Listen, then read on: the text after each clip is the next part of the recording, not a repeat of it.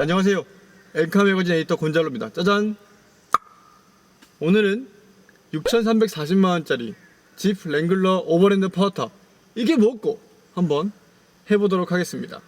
이 오버랜드 파워탑은 루비콘과 350만원 차이가 나는데요, 350만원 더 내고 어떤 것들을 받을 수 있는지, 어떤 것들을 또 누릴 수 있는지 한번 비교해 보면서 살펴보도록 하겠습니다. 고고!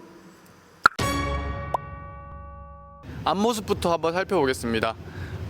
누가 봐도 랭글러입니다. 동그란 헤드램프, 7슬롯 라디에이터 그릴, 이 범퍼 하단부 터치까지 기존의 랭글러, 저희가 보고 있는 랭글러와 동일한 모습인데요. 대신에 오버랜드 파워탑 모델은 포인트 컬러를 입혔습니다. 브라이트 실버 악센트를 줘서 기존의 루비콘 모델과 차별화를 한 게 핵심입니다. 네, 우선 7슬롯 라디에이터 그릴 사이사이에 브라이트 실버 악센트를 줬고요. 그리고 이 안개등 아랫부분에도 브라이트 실버 악센트를 줘서 기존의 루비콘 모델과 차별화를 시도했습니다. 이뿐만 아니라 측면에 가서도 이 부분, 지금 이 차가 화이트 컬러 바디를 입고 있어서 도드라지진 않지만 이 사이드 미러 커버도 브라이트 실버 악센트를 줬습니다. 만약 어두운 차를 구매하신다면, 그리고 오버랜드 파워탑에 있는 레드 컬러 바디를 선택하신다면 이 브라이트 실버 악센트가 좀 더 도드라 보이지 않을까 라는 생각을 하고 있습니다. 그런데 물론 이 브라이트 실버 악센트는 이 오버랜드 파워탑 모델뿐만 아니라 이 파워탑이 아닌 그냥 일반 오버랜드 모델도 동일하게 적용되고 있습니다. 네, 특히 이 오버랜드 파워탑 모델은 바퀴 팬더 부분에도 보디 컬러가 그대로 들어갑니다. 루비콘과 비교했을 때 가장 차별화가 크게 드러나는 부분인데요. 참고로 루비콘 그리고 루비콘 파워탑 모델은 이쪽 영역을 까만 플라스틱으로 감싸서 오버랜드 파워탑 모델보다 오프로드를 지향하는 듯한 이미지를 냅니다. 바퀴도 한번 살펴보겠습니다.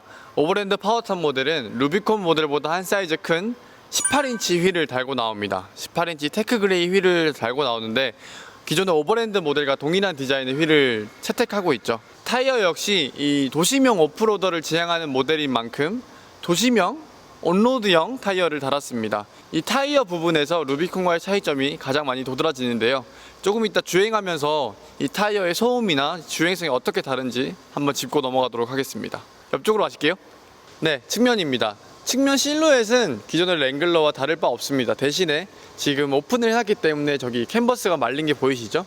저렇게 캔버스가 똘똘똘똘 말려 있어서 이 차가 오버랜드 파워탑 모델이구나 라는 걸 인지할 수 있습니다. 그리고 디테일적인 부분을 조금 더 살펴보면 이 측면 팬더 쪽에는 오버랜드 전용의 엠블럼이 이렇게 들어가고 있고요. 사이드 스텝도 마련되어 있습니다. 그래서 타고 내릴 때 이렇게 사이드 스텝을 밟고 올라갈 수 있는, 이 사이드 스텝이 있고 없고의 차이가 되게 크더라고요. 만약에 없다면 이 부분에 다리가 무조건 닿게 되어 있습니다. 그래서 타고 내릴 때 이 바지에 진흙이 묻는 경우가 허다하고요. 저희가 가장 최근에 다뤘던 루비콘 레콘 에디션은 이 사이드 스텝 대신에 모압 락레일이 달려 있었죠. 그래서 모압 락레일이 이 차체 하단부를 보호하고 동시에 사이드 스텝 역할도 했습니다. 그리고 랭글러답게 문 4장 모두 탈거가 가능하고요.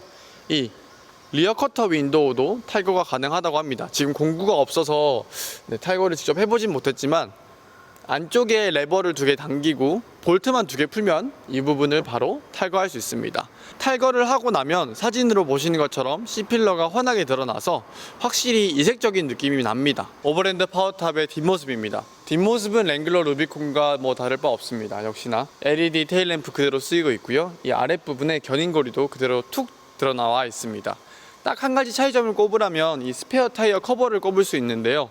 오버랜드 파워탑 그리고 오버랜드 모델은 이렇게 보디 컬러를 입힌 하드 타입의 스페어 타이어 커버를 달고 나옵니다.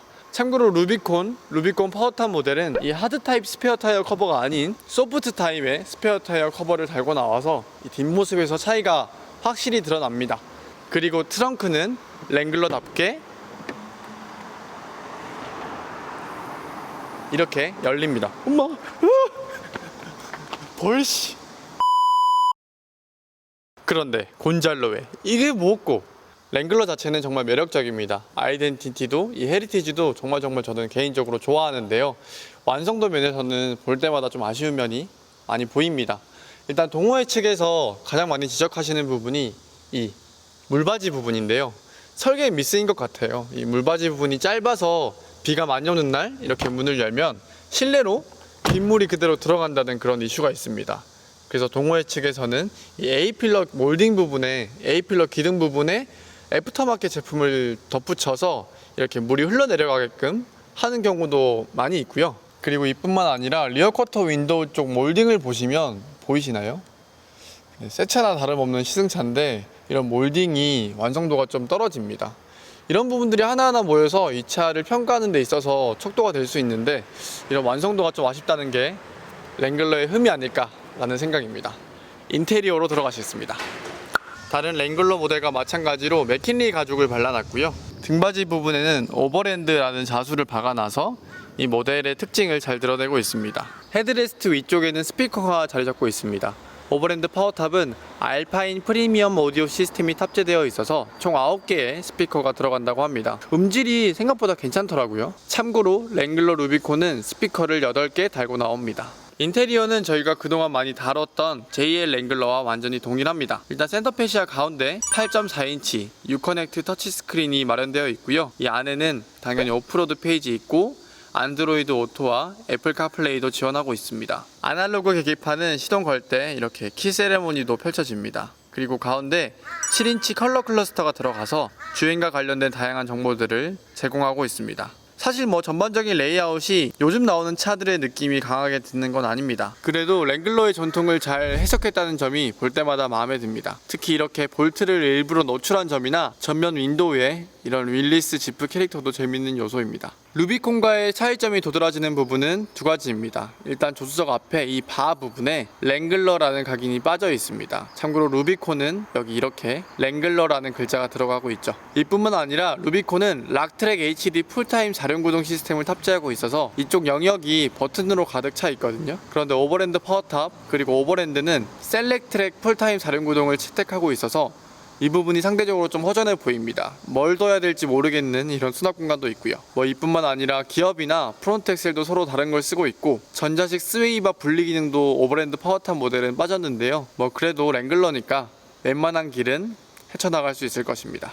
그리고 오버랜드 파워탑은 안전장비도 조금 더 많이 갖추고 있는데요. 어댑티브 크루즈 컨트롤, 풀스피드 전방 충돌 경고 플러스 시스템, 전후방 센서, 주차 보조 시스템, 사각지대 모니터링 시스템, 그리고 후방 교행 모니터링 시스템을 갖추고 있습니다. 그리고 오버랜드의 핵심, 이 전동식 소프트 탑인데요. 스카이 원터치 파워탑은 시속 88km까지 열고 닫을 수 있고, 그리고 완전히 개방하는 데에는 20초 정도가 걸린다고 합니다. 네, 주행하면서 랭글러 오버랜드 파워탑의 특징들을 한 번 더 살펴보도록 하겠습니다. 우리나라에 현재 판매되고 있는 코드네임 JL의 랭글러는 직렬 4기통의 가솔린 터보 엔진을 달고 나옵니다.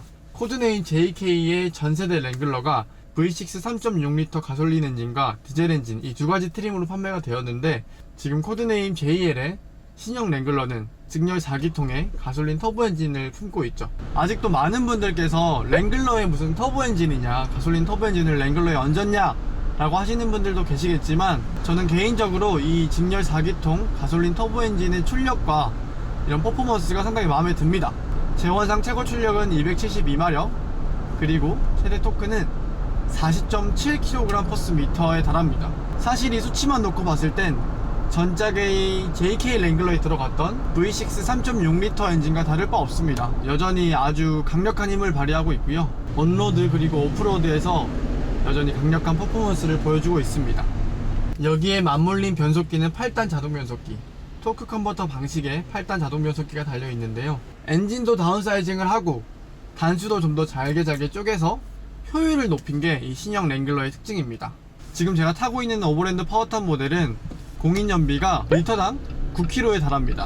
고속연비는 리터당 11km 가까이 되는데요. 촬영을 위해서 고속도로를 타고 남이섬까지 왔는데 리터당 12.3km를 기록했습니다. 고속도로를 항속 주행했을 때 확실히 엔진 회전을 적게 쓰면서 효율을 극대화하려고 하는 모습이 인상적이었습니다. 자동차세가 저렴해진 것도 신형의 장점입니다. 기존에 3.6L 엔진을 썼을 때에 비해서 지금 2.0L 엔진을 씀으로써 자동차세가 연간 40만원 정도 절약이 되는데요. 연비도 나쁘지 않고 자동차세도 저렴하고 하다 보니까 전작에 비해서는 이 유지에 드는 부담이 확실히 적어진 것 같습니다. 오버랜드 파워탑 모델은 다른 랭글러와 마찬가지로 리서큘레이팅 볼 타입 스티어링 휠을 채택하고 있습니다. 스티어링 구조상 저희가 일반적인 세단이나 일반적인 SUV에서 경험할 수 있는 렉앤피니언 방식 스티어링과 다른 구조인데요. 아무래도 비포장길에서의 주행성을 위해서 채택한 스티어링 구조인 만큼 일반 이런 도로에서는 좀 생경한 느낌을 내긴 합니다. 특히 고속도로를 주행할 때는 이 중심감이 좀 헐거운 듯한 느낌이 들기도 하고요. 이런 국도에서는 도로 가장자리가 파인 부분을 지나가면 스티어링 휠이 한 박자 늦게 움직이면서 상당히 불안한 고동을 보이기도 합니다.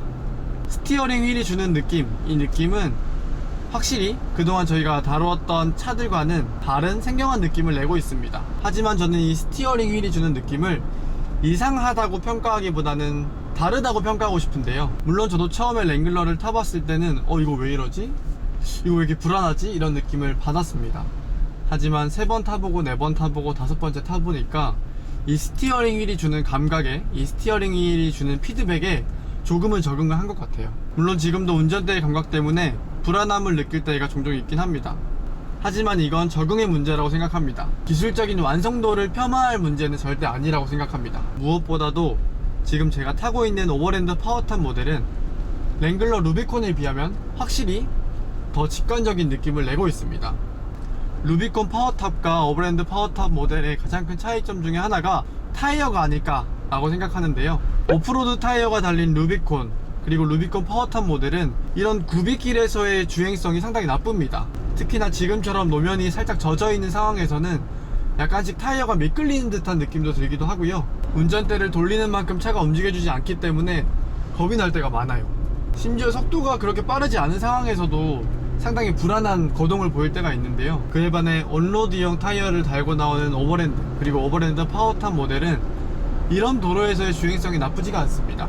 오프로드 타이어에 비하면 바닥의 그립을 조금 더 살리는 듯한 그런 거동을 보여주고 있고, 이렇게 살짝 젖은 구빗길에서도 나쁘지 않은 주행성을 보여주고 있습니다. 뿐만 아니라 이 소음 면에서도 오버랜드 파워탑의 가치가 더 도드라집니다.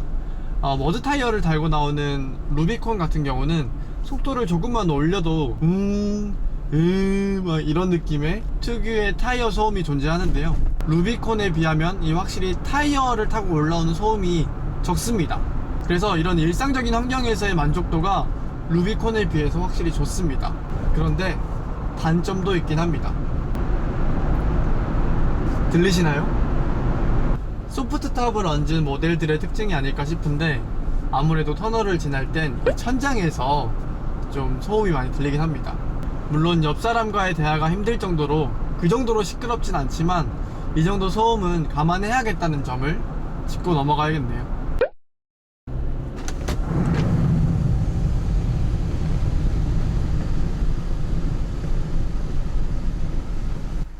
이게 오버랜드 파워탑의 매력 아니겠습니까? 이 스카이 원터치 파워탑은 시속 88km까지 열고 닫을 수 있다고 합니다. 사실 랭글러 파워탑 모델이 천장만 전동식으로 열리는 캔버스탑 모델이기 때문에 개방감이 뛰어날까? 라는 생각을 사실 했었습니다. 제가 생각했던 것과는 너무나도 다르게 개방감이 너무 좋습니다. 아무래도 전고가 높기 때문에 상대적으로 개방감이 더 좋게 느껴지는 게 아닐까라는 생각이 드는데요. 생각보다 이 실내로 들어오는 바람이 극도로 절제된 느낌입니다. 그래서 머리 쪽만 살랑살랑 스치는 정도여서 이 파워탑을 개방하고 달렸을 때 만족도가 상당히 좋습니다. 특히나 이런 산길을 달릴 때에는 피톤치드 향이 지금 너무 좋아요. 진짜 최고. 그런데 동호회 쪽을 살펴보면 이 파워탑 누수 문제로 곤혹을 겪고 계시는 분들이 있으시더라고요. 비가 많이 내린 날에는 이 파워탑 쪽에서 누수가 많이 난다, 누수가 많이 일어난다라고 하시는 분들이 간혹 계신데, 루비콘이나 오버랜드 파워탑 구매를 고려하고 있으시다면 이 캔버스탑의 누수 이슈는 꼭 짚고 넘어가는 게 좋을 것 같습니다. 받을 때에도 이렇게